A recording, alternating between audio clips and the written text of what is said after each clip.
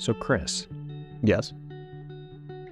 what does a dead body and a plant have in common? Worms eat them? Close. They're in the ground. They're in the ground. What's special about the ground? That's where the devil lives? Oh my God. Depending on the religion, and I told you before we recorded this, we're going to a weird place. There's going to be some religious context we're going to throw into this one a little bit. Good. Which is going to be fun.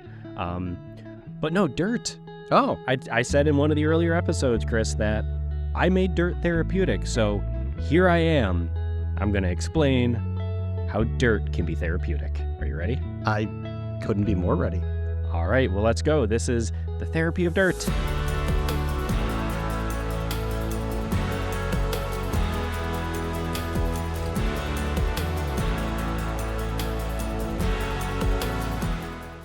Hello, everybody. Welcome back to It's All Therapy, the podcast in which a therapist who is slowly slipping into losing their mind tries to explain and convince you that everything is all therapy. My name is Eric Panna. I am the therapist slipping into losing his sanity, and I am here with the person I've chosen to drag along this path, Christopher DeZervo. How are you, Chris?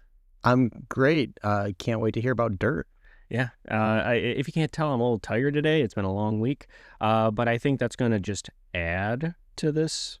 Yeah. I mean, we did stay up all night recording our TTRPG podcast. Shut the hell up, Chris. Stop bringing that up. September 1st, so. Oh, my God. I can't wait for that to actually be a reality at some point. I can't believe the character you made. I mean, oh, my God. A centaur and a lesbian, chef's kiss. Oh, my God, Chris. All right, well, that's staying in. But no, so dirt is one of the, if you haven't caught how we're handling this podcast, we're kind of jumping around a bit in the beginning. The point of that is to kind of hit different things all at the same time, because I think it's important to show the breadth of everything. And today is what I am calling a conceptual analysis or a conceptual view of something, where it's more so the concept and how something can be seen or be attached to theory metaphorically, I guess, in showing how like you can use that as an explanation for therapy. I think it's one of my favorite things I like to do. For example, we are going to have an episode that I don't know if Chris is this type of person. He's either going to be like, that's really cool, or he's going to be, I hate you. Chris, did I ever tell you how I made the derivative from calculus therapeutic? No, I don't. Do you even know what I never took calculus. So. Yeah, I did, and I made that decision, and it was a class. I think I got a B+ in it. I don't know how. It's definitely necessary in a therapy degree. I know that. No, yeah, definitely necessary. And then also when you come to find out that the statistics course you're required to take for my undergrad in psych, I'm pretty sure covered the math component that I took calculus for. So I think I took calculus for nothing, but I mean, I'm decent at math, so I did fine, I guess. But yeah, so that is like another conceptual one we're going to get into, but today we're going to get into dirt. I've heard of this. I'm familiar with this. I would hope you're familiar with it. But Chris, I have a really weird question for you that every time I ask people this question, it's related to dirt, but I just really want to ask you the question. They're like, why are you asking me this? Do you have a favorite plant? Yeah. Oh my God, you do. What is it? An oak tree. Why is it an oak tree? Because it's big and strong and old. Like I want to be someday. Okay. I was like following the path, and I was waiting for the path to just veer away somewhere. Yeah, no, it's just that they're beautiful. They can be ancient. Okay. I off of that, I thought with that logic, I would have thought you said redwood. No, too pretentious. Oh my! I'm not into the coastal elite shit. Oh my God. Okay. Chris is being sarcastic. I feel like I need to call that out since you can't see him laughing and smirking right now. But that's why Chris is here, because he's sarcastic. But no, my favorite plant is, do you know what a pitcher plant is? Is that like the one that it's like the big flower that looks like a pitcher? Or? It's not a flower, but it looks like a little pitcher. and it's a carnivorous plant. Of course, the edgy one has to choose a carnivorous plant. Um, but it is a different take where it's literally just like a soup on the inside that little flies and things come in and they just whoopsie slip into the soup and then get digested. And I think they've been known to eat like rodents and stuff too. They're metal without realizing they're metal. And I think that's just really cool. So It's the one that looks like that Pokemon. yeah, Victory Bell. Victory Bell, yeah. Yep. Okay. We're gonna do an episode on Pokemon at some point. By the way, we're gonna do multiple. I know you. Goes without saying. I just realized I'm wearing a Pokemon shirt for this, but here we go. But no, like, and I actually saw pitcher plants. It's funny. Hey, do you know Biltmore Estate? Yeah. I tell people, they're like, "Oh, you went to Biltmore. What was your favorite part about Biltmore?" Pitcher plants. Not the entire, hundreds of acres of land or the mansion or the little town they have or the winery. No, it was just the pitcher plants. Now, how big are these things if they can eat a rodent? I'm trying to show Chris with my hands, but yeah. Oh, big. They can get fairly big, but not like insanely big. I think you might be thinking like they're massive. Yeah. No. Like a Victory Bell. No. Like more Bellsprout, probably. Gotcha. Would be accurate. So gotcha. They're just a cool plant, but plants need dirt. So, like I said, I challenged myself one day where I'm like, I wonder if I can make anything therapeutic. And I just like, well, what about dirt? Can dirt be therapeutic? And we're going to cover that a little bit. But first, I wanted to I always try to once in a while link to specific theories of therapy, because I think it's important that we reiterate the thoughts and the beliefs and stuff where all this is coming from. So you hear that I'm kind of talking out of my ass, but you at least know my ass is sitting on theory. I love how my brain put that all together, and Chris is losing it, and that's fun. Oh, that was good. I'm so proud of that. So, and it's just so good. I love it. So, but oh my God, I'm so proud of myself. Way too proud of myself than I need to be. But no. So the theory I always link everything to when we come to, especially the conceptual ones, is existential theory. I've mentioned it before. It is one of my favorite theories of all time. And the main thing is it's theory-based or meaning-based. It is how we create meaning off of things. And I have a book, a textbook that was my book for my therapy degree or my therapy class in undergrad that I think sums it up really well because it kind of has a breakdown of all the theories. But it is by Gerald Corey. And what I want to read or kind of give a little bit is the main aspect, I think, of existential theory that I think correlates really heavily to how we're going to connect things to dirt. So it is an existential theory. There is something where it's the search for meaning. We create meaning. We have meaning about things. And when we also lose meaning on something, we kind of fall into like meaninglessness. And we create or have what's called an existential vacuum. For example, if you grew up with a belief or meaning behind what it is to be like a man or a woman in society, but then you realize, hey, that's wrong, I don't want that, we may want to get rid of that, which getting rid of it is good. We want to get rid of that. But the problem is we don't put something else there. We don't put something in its place. And so we're left with this emptiness that we're trying to fill. We're left with a void we're trying to fill. And it is up to us then at that point that we have to create that meaning for ourselves. What does it mean for us to create meaning? What does it mean for us to be a man, to be a woman, to be a mother or a father or whatever it may be? But we have to make that meaning for ourselves. We have to see meaning in things. And so that is a really important piece, and creating meaning is super powerful. I've talked about Viktor Frankl before, And he created logotherapy, which is a big part of existential theory, and he was a Holocaust survivor. And I think it's really important to know and look at how even somebody who went through the Holocaust is still able to say, what is the meaning behind this stuff? How do we search for meaning and create new meaning and replace meaning in our lives? And I believe anything can be attached to meaning. We can attach anything to meaning, and how we choose to do that is up to us. We get to do that. We get to assign meaning to things. So when we talk about these very conceptual type of metaphorical, what is the therapy of dirt, these are all things from my head. These are all things that I'm just talking about, the connections I've made, and the meaning or the metaphors I have kind of put forth. You may have your own, and I encourage you, please have your own. Follow these ones, the ones I'm going to say if they're important to you and they make sense. But if you find ones that are beneficial for you, that help you grow in life, and help you have more stability, use that. I never want to take that away. We are not an end-all be-all podcast. We're not trying to tell people what is and what isn't. So create your own meaning out of this. This is just our attempt at showing you how many things can be made and done in this way, how many things can be given meaning, and how we choose how to give meaning to them, and how we look at them and the different perspectives we can take. And today we're going to talk about dirt.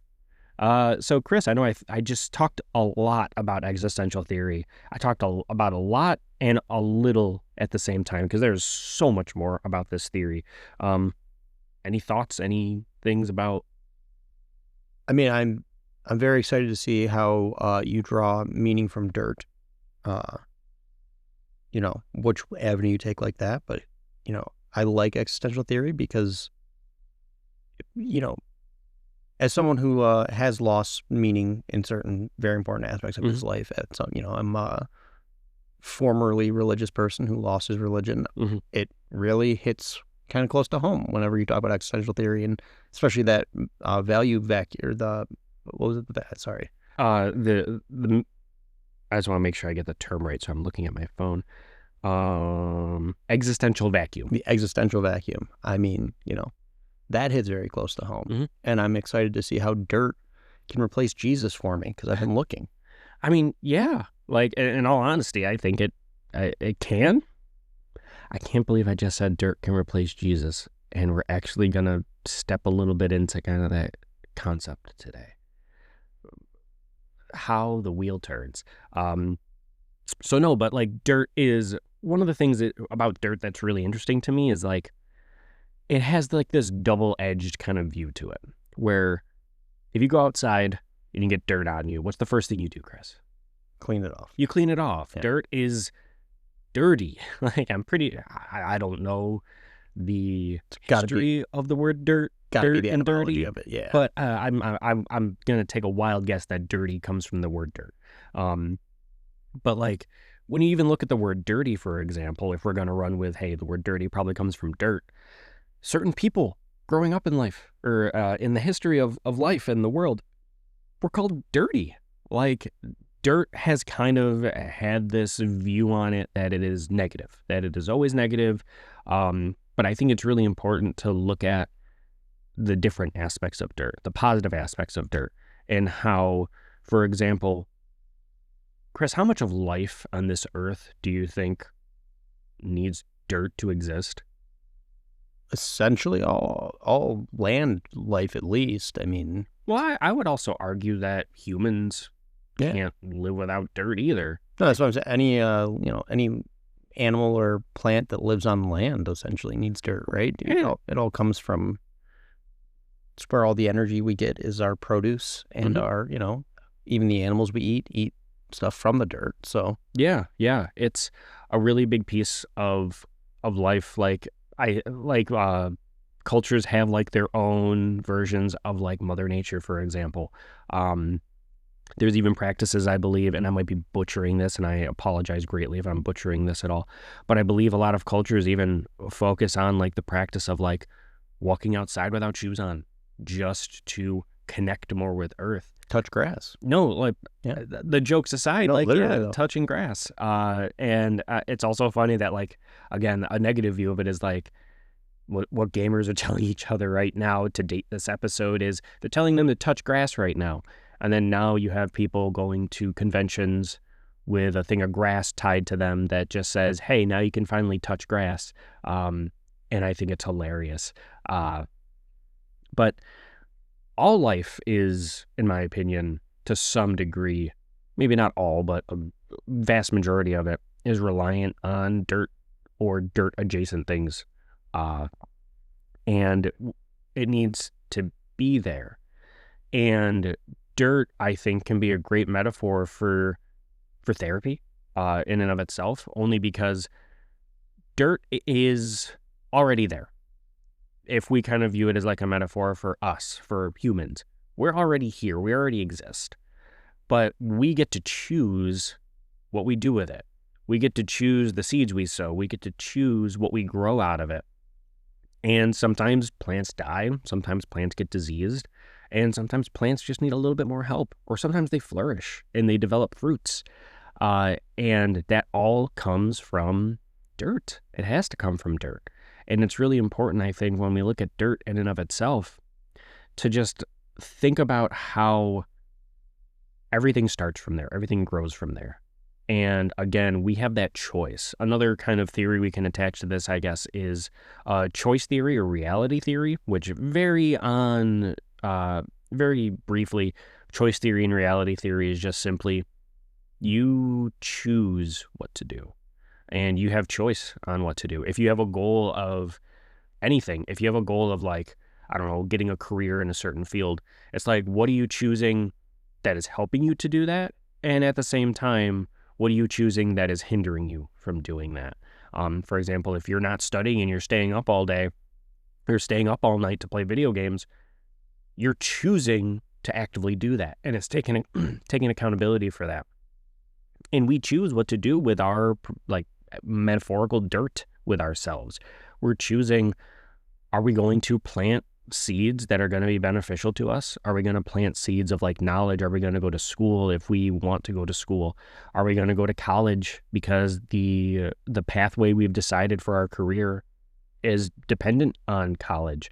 Are we going to, but at the same time, are we going to sow the seeds of, we're going to be distrustful, or we're going to be conflictual, or we're going to bring it in any which way that is negative? Like, we have the option to sow all those different types of seeds, and it's up to us. We get to choose how to do that.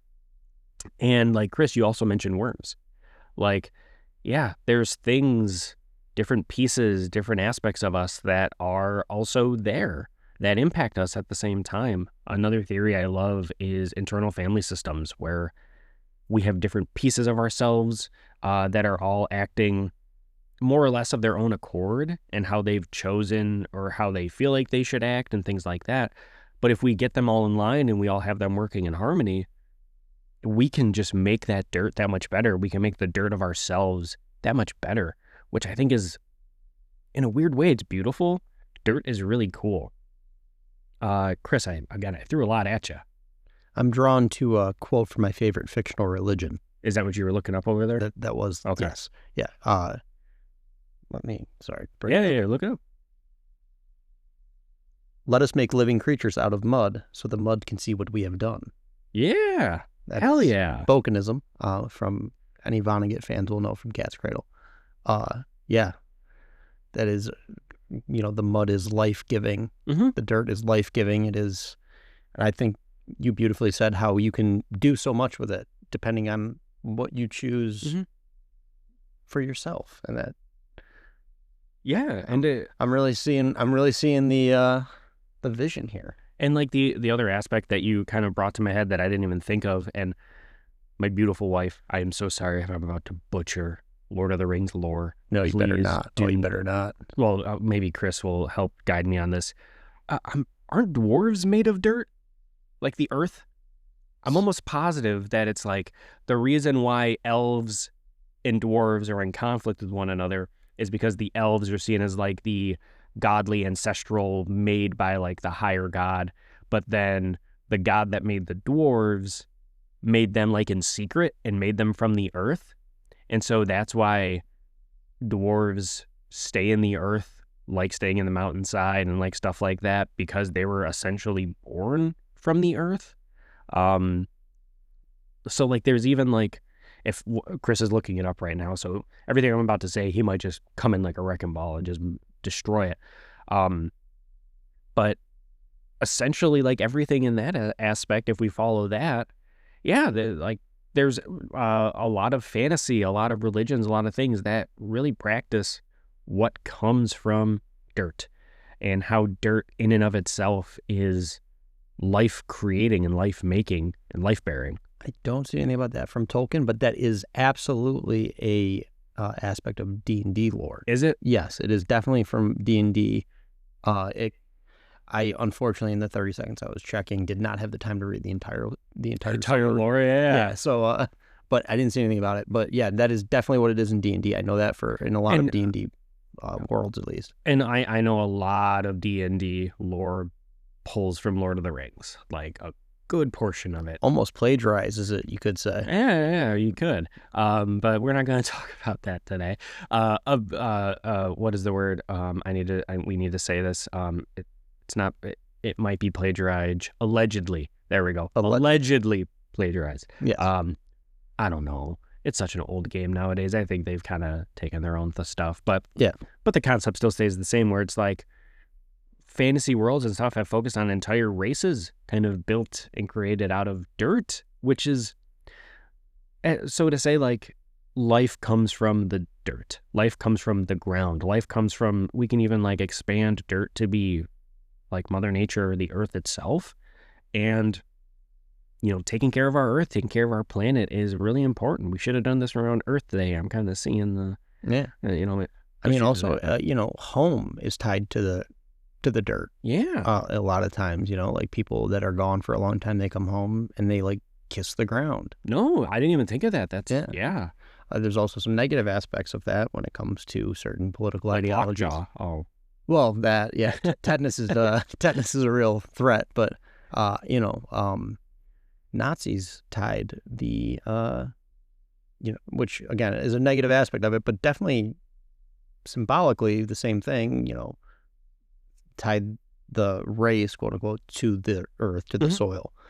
So, yeah, very important throughout human history for sure. But you can even look at it the opposite way, where it's like, if you view Mother Earth as the caretaker and all like all giving and stuff like that, then it's okay. How do we have everybody thrive? How do we have everybody come from that? Like, it can be seen as the opposite way. A game I really enjoyed playing was I think it's Xenoblade Chronicles. I don't know if you'd like it at all, Chris. It's a game. But I think even the whole concept of that game is like humans are trying to find a new Earth, and they find a planet that's as close as they can get. And come to find out, spoiler alert for Xenoblade Chronicles, since I believe it was like re-released on the Switch too, you come to find out pretty much every human that was on the ship is just non-existent, I believe, or just dead. And like what they were planning to do was like there was like this biogel that they were just going to like create new humans out of, which is like, it's sci-fi, it's really interesting. It was a really cool concept, but they found out that like that entire thing, if I believe, I could be butchering this since I haven't played it in a while, that entire thing in the crash on this planet was destroyed. So everyone's like, how are we still alive? We technically shouldn't be living right now, since everything that's keeping us alive should not be working. And they never finished the game when I played it, but I think on Switch 2 they actually added the ending of the game, which is neat, where I think they kind of made allusions to, well, maybe it's something about the planet, something about the earth in and of itself that is keeping us alive, that is helping us thrive, which again is this concept, like dirt and things like that help us thrive. But let's take it a little bit different way. Chris, do you know anybody who is a farmer? Yes. Oh my God, you do? Okay. Who? Is currently, I have a friend that is a dairy farmer. Is or was. And my mom grew up on a farm. Oh, cool. Yeah. Okay. What is a main practice that needs to be done every, I think, couple years or so when you're planting crops? Oh, you got to rotate the, you got to rotate the soil, rotate the fields. Why do you have to rotate them? Because the nutrients get all used up. Yeah. Yeah. So again, let's kind of swing that in a weird way. What happens if a job isn't working for you anymore? Uh, you just put your head down and just pretend it's not happening No. and drink and go home and drink. I mean, okay, coming from a person who's worked in kitchens, yes, that makes a little bit too much sense to me. Um, I also worked in a kitchen for a while, but I had a good boss, and it was a pizzeria versus like a kitchen. So Yeah. I think there's a little bit of a difference there. But no, don't do that. Find another job. You change scenery, find another job, get something new. We as humans like novelty, we like new things, but at the same time, if something is not working for you, if something is, if the nutrients or what you're gaining from it, you're not gaining anymore, well, you got to get up and move away from it. And there's nothing wrong with that. One of the things I have a lot of respect for is when I was in my master's program. Oh God, how old was I? I told people the wrong age all the time because I couldn't remember. I think I was 23. Yeah, I think it was either 23 or 24 when I started my program. I was the youngest person in that class. And I had a lot of respect for the people who were older, who had like kids who were like getting ready to graduate high school and stuff like that. Because if you look at the kind of the metaphor of rotating crops, they rotated their crops. The life they were living, what they were doing in life at that point in time, either they were just bored with, or they were done with, or they didn't want to do anymore, or they hated it and they decided to make a change. I don't know any of that, but that's seen as like you're getting up and you're rotating your crops. You're shifting to something new. You're getting into a new career or a new hobby or a new phase of your life. And again, that can be done negatively. I think everybody knows the good old midlife crisis that people can have, where it's more of a panic decision, which is bred out of panic. I'd imagine as a farmer, I've never been a farmer. I've lived in the suburbs my entire life. But I'd imagine if you wait until the extreme last minute to rotate your crops, probably gonna end very well. Yeah, if you plant a season too late, you're not gonna get a great crop. Yeah, and it's not gonna end well. No, not for your field or for your livelihood. But then you can probably wait until the next season and plant appropriately. But it is knowing that crops need to be rotated. You need to be rotated. It's really important to know sometimes a change of scenery, a change of, things is great if stuff is kind of getting very stale, or keeping stuff new, keeping stuff fresh, keeping stuff alive and moving in a new direction is very helpful. If we even change this to like relationships, John Gottman, who is a huge relationship theorist, Chris and I were mentioning evidence-based practices and talking about them. And I was talking about how, in my opinion, they're really difficult to get evidence-based stuff in therapy because you need to do so much research, so much long research, and it's expensive. There's so much that has to go into it. So there's not a whole lot of theories that are evidence-based. However, it is also really important that for couples theories that we have things that could be evidence-based, because again, it's already hard enough with one person to get evidence-based. It's hard enough when you have a couple or a family to try to find evidence-based practices. John Gottman, on the other hand, is probably the closest you can ever get. His stuff is held up by some theories, or held up by some research, held up by a good amount of stuff and good amount of data they've acquired. And a big part of his theory is called love maps, where it's what are you and your partner doing each day or every so often to do something new, to add to that love map. I believe, and again, to tie it into existential theory, a big part of John Gottman's theory with relationships is how are you creating shared meaning? Like, we need to create shared meaning with our relationships. One of the things I love as a couples therapist is when clients come in and they start talking about an inside joke together. I have no idea what the hell's going on. I'm sitting there like, okay, I don't know who that person is or what it is, but I know you do. And I can tell the amount that matters that they're talking about it. Like, I can tell how much it means to their relationship, it means to the both of them, and how much they've created that meaning together. And that is huge for relationships. But again, with relationships, complacency falls in, and making sure you are rotating your crops. You're finding new things. If the stuff you thought was new or the stuff you thought was exciting at first is becoming stale, don't keep bashing your head against a brick wall. No new crops are going to grow from that. You got to do something new. You got to figure something out. So, Chris, thoughts on that? Yeah, I mean, that makes sense. I'm still in a perpetual honeymoon phase in my relationship, but, you know. But, I mean, if you can keep doing new things and keep having new experiences, which I believe I've heard you guys are constantly doing new things. Yeah, we're both, I mean, very into getting to know each other's, hobbies and interests and all that. Mm-hmm. And that is, like, she shows me a TV show and we watch through that and it's awesome. It's like, holy cow. And then she's getting through The Sopranos right now. And yeah, it's those little things where it's like, it's like a whole new person you're finding, it's like a whole new part of her. She quoted The Sopranos at me yesterday and I almost fainted. Didn't you say she also like referenced the podcast or something? She is our biggest listener. Yeah, she is definitely our most consistent listener. She has listened to every episode as like the day it drops. Oh, that's fun. Yeah, it's also kind of haunting. Yeah, don't have anything bad to say about Brittany. So, I was trying to not say her name for that case. Oh yeah, but well, I mean, if anybody's allowed to say it, I think you'd be the one allowed to say it. Yeah, I don't know if she wanted it out there, but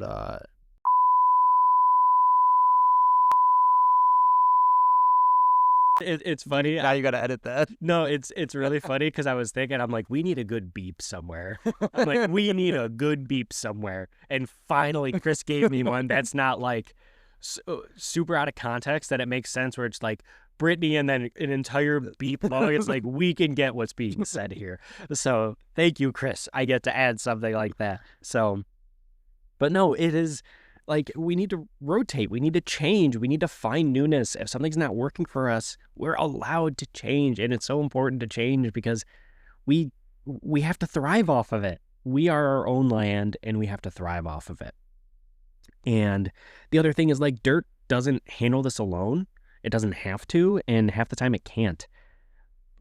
Having a plant does not mean we stick it in some dirt and we just walk away from it.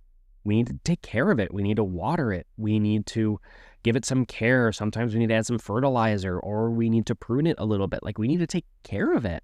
And dirt does not do things on our own, which I think is a great metaphor for, like, one, for self-care, something I hold very truly that every therapist talks about, and almost every therapist is terrible at doing, is self-care, practicing self-care. My wonderful boss, my boss now was one of my supervisors when I was an intern. And I remember I was working at the pizzeria and I was trying to, make money and take shifts and like the typical like millennial trying to fill gaps where I can. And I remember having a supervision with my supervisor, and she just looked at me and she's like, you need to be careful about monetizing your time. You cannot look at the time you have and focus on how much money you could be making off of it. She's like, that's not beneficial. It burns you out and you don't get to have self-care from that.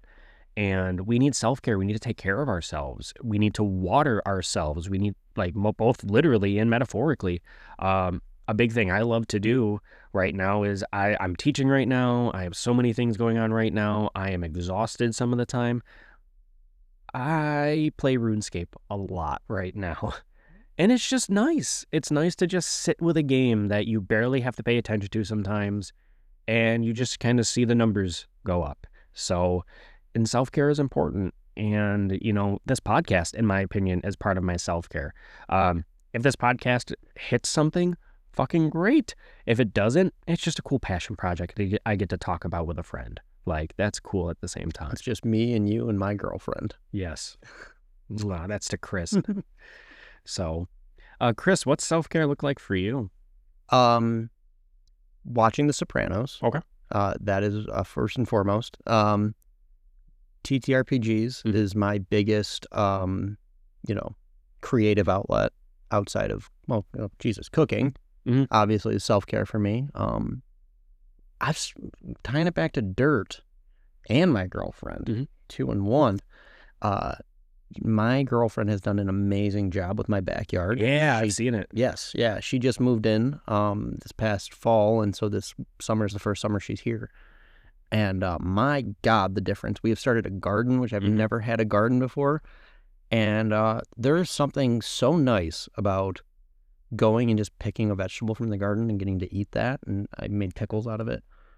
I mean, like literal dirt. Yep. Becoming therapeutic, and I'm not going to pretend that I've done much of the work, but, I love watching my girlfriend work, essentially. Yeah. I love watching her work and then eating the fruits of that labor. Yeah. Gardening is going to be something we talk about specifically because I think there's a whole avenue to talk about gardening in and of itself. Yeah. But no, like, that's a wonderful aspect of it where, like, yes, like, I remember having a garden with my grandmother and how really impactful and important it was to me. And also feeling so proud to just bring in like cucumbers and peppers and be like, I grew this. Yeah. I made this. And it's so cool to then I'll be honest, like for something like a cucumber, it tastes the same as if you bought it anywhere else. It's a cucumber, but it still tastes better because you're like, I grew this. Yeah. It's prideful. Our friend Dan is growing corn, and he might get 3 ears. Maybe. I've never seen a man more excited about a piece of corn in my life. And I'll be honest, it makes me so happy to see somebody so happy about corn. I hope it's ready for camping so he can grill it on the fire. Oh my God. Oh. What a way to end the summer. His 2 favorite things, camping and the corn he's grown. No, really. But like it's so prideful and it's so being proud of that stuff. And that's so great. And then to randomly switch gears, because I want to make sure we get into this before the end of the episode. This is where we're going to get super weird and kind of religious. Chris, how did you grow up? I want to start that. What religion did you grow up? Catholic. Yes. Okay. I grew up United Methodist, so we probably have some differences. So I don't know if did you ever have a holiday right before, I think it was around Lent, on a Wednesday? Ash Wednesday. Okay, cool. Yeah. I don't know Catholicism as much as other stuff, so. It's a safe bet that if there's a weird ritual involved, Catholics do it. But like Ash Wednesday, as weird as this might sound, I also, as Chris mentioned, he kind of fell away from his faith and stuff. I did too, to some degree, when we start talking about, when we have our episode on Rhett McLaughlin from Good Mythical Morning, his breakdown, I'm going to talk probably more about my stuff and how it relates to that, because I think he helped me a lot with figuring that out for myself. But I also grew up Christian, not Catholic, but I grew up United Methodist. Ash Wednesday was my favorite holiday. Interesting. For Christians. I don't know why. I really liked it. And it's funny, when I was like, literally, like, I'm not even kidding, 20 minutes before Chris walked into this episode, I'm like, I think I can relate to Ash Wednesday. Because was there a phrase that they said to you on Ash Wednesday when they were putting the ashes? So for context, Ash Wednesday is a holiday in the Christian church that what they do is when I read about it, I liked the word they attached to it. They said it's somber, which I think is I think that's a good way to put it. It's very somber. It's very, I don't want to say dark, but it's very humbling, because the whole point of it is from dust you were created, to dust you shall return. And I like that. So Chris, what was your kind of experience? Yeah, I forgot the words they said, but I do remember, going and the priest would, bless you and put it on your forehead, and then you'd wear it there all day. Yeah. I believe that's the beginning of Lent. It's something like that. I think, yeah, because Fat Tuesday goes into Ash Wednesday. Fat Tuesday is like the carnival, the party day right before. So for me, it was always, now Lent is starting, no meat on Fridays, sacrifice, all that kind of stuff. So definitely a somber feeling of like, this is starting a period of, sacrifice and reflection. But I always felt a sense of community around it too, which was nice, because it's a visible sign of being part of a community. You can see, oh, that guy has it, that person has it, so that was always nice. And it's I love Ash Wednesday, and like I said, when I was like writing this episode out a little bit, we're we're super unscripted for the most part. I have like very, very light notes on the stuff I want to talk about at times. Half the time it's just off the cuff, which is why we probably sound like we're insane. I'm just an AI chatbot. So. Yeah, I just have like, I just have a blow up doll on the other side over there. And it just kind of talks once in a while. I don't have any control over it. So, when we get video, you'll see it. It'll look great. It'll look so human to you. It'll be outrageous. Let's just start making conspiracy theories about our podcast immediately. I'm thinking of ways to make that actually happen.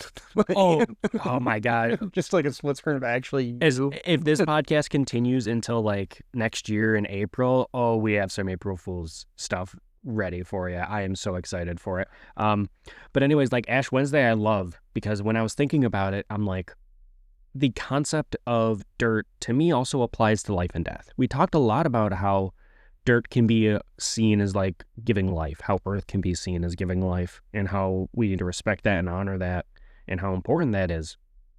And at the same time, when we die, we return to dirt. And not only do we return to dirt, we become the nutrients that things feed off of and use. And I love Ash Wednesday because it is that exact metaphor. We were created from dust, from how the Christian church puts it, but I'm going to say we were created from dirt, and to dirt we shall return, because that's just life. That's the cycle. And I think it's really beautiful in a way to put it, to say when we die, we go towards making new life, towards helping life prosper and supporting new life.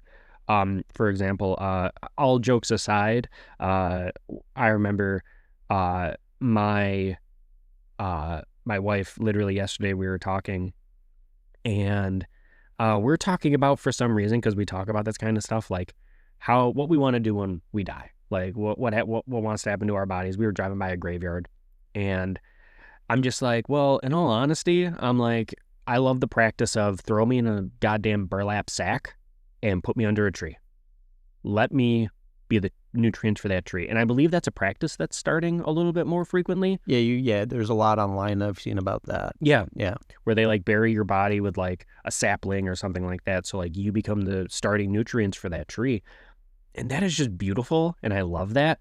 I told my wife, like, for the most part, take my brain out and my heart out and donate that to science, because the brain is the most very complex part of us, and I think it's important for us to continue dissecting it and understanding it. And my heart, I have a heart condition, or had a heart condition, but I'm like, I think hopefully they might get some benefit from looking at a heart that had that to understand it a little bit better. But like, we return to dirt. We go back to dirt. When we die, it is just essentially going back into dirt. And Ash Wednesday, like, if we take the religious aspect aside to it, it is that concept that we are built and we survive and we are supported by what grows from dirt, and we will return to dirt. And it's important to know that, like, we'll die. Like, that is what it is. And I think it's really important to respect that and honor that, and know that dirt is both the beginning and the end. So, Chris, when I attach it to like that with Ash Wednesday and stuff, I told you I was going to bring it into a weird religious place. Yeah. What are your thoughts on that? As somebody who thinks about death constantly, that is both comforting and terrifying at the same time. Mm-hmm. We can talk about that more on the next episode, I think. Yeah. It's funny. We're going to record 2 episodes today. And I told Chris, I'm like, don't worry, I have a wonderful bridge between this episode and the next episode. And he's like, sure. And then now I think Chris is seeing my gears turning a little bit. This man pulled it off. I mean, that was literally the first thought I had when you started talking about, like, you bastard. You son of a bitch. I'm in. Yes. So, but yeah, it is a beautiful, I mean, not a good metaphor. It's just, it is what it is, Mm-hmm. Through your, you live your life, you give what you can to the world in life, and then you give back what you took from the world in death. Yeah. And so new life can raise. And also, one last thing, I mean, beautiful crude oil comes from the ground, as does hydrofracking, natural gas. And we need to just, it's the It's the official I like how you stance. can't even get, no, you're not putting anything It's the after it's our official stance of stance. this podcast. Oh my God. That we need more fossil fuels in this world and No. less renewable energy. Nope. No. I like how Chris is over there cackling because he just can barely get through even saying that without laughing. This is why we have the like for older audiences kind of flag on it. Yeah, fair. So, but one of the things I want to end this with is I think it's important when we're talking about dirt and introducing a lot of these concepts that I think it's important since I'm like the therapist breaking it down. My theory of life, I find, is very relatable to this, where a lot of people ask me as a therapist, they're like, well, what do you think of human nature? What do you view people as? And I just simply say, humans are two sides of the same coin. We are creation and we are destruction. Both of those things happen to us, and both of those things we do externally and outwardly as well, and internally as well. The main thing, though, is a lot of the times in our world and in our lives, in our society, we're simply taught that the creation part of ourselves is the good portion and the destruction part of ourselves is the bad portion, when neither are good, neither are bad. They're both neutral. However, creation does not always mean positivity. Creation can mean creating new traumas or bullying or, creating unhealthy habits or creating things that harm other people. It is both two sides of the same coin in and of itself. Creation is neither good nor bad. What we choose to do out of that creation is what dictates the morality of it. At the same time, destruction is not always bad.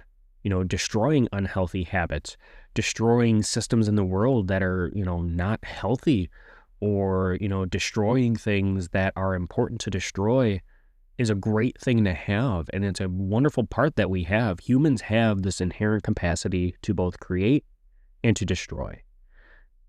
And what we decide to do out of those things matters. So at the end of this podcast, I'm going to throw it out there and say this. Go touch some goddamn grass. Touch grass, yeah. Go touch grass. And at the end of this, remember, you matter, everybody matters, and go Buffalo Bills. Go Bills.